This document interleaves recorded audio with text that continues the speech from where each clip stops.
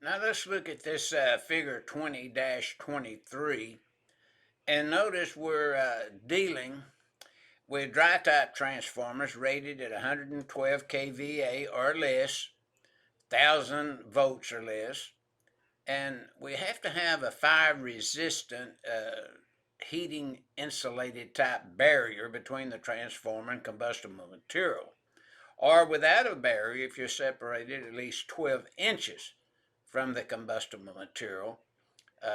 So let's just take a look at the figure 20-23 from Stallcup's design book, volume 2.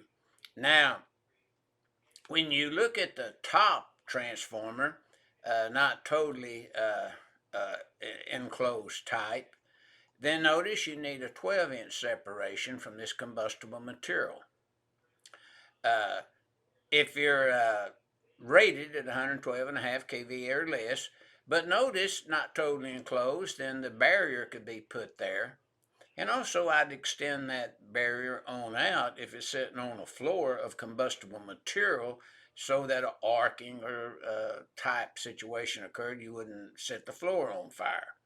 And then, of course, there's no minimum spacing required from combustible type material with a barrier. Transformers that have a fire resistant heating insulating barrier. Dry type now we're talking about that's 112 kVA or less in accordance with 450.21a. And that's what our figure 20-23 is illustrating to anyone installing these transformers as shown in figure 20-23.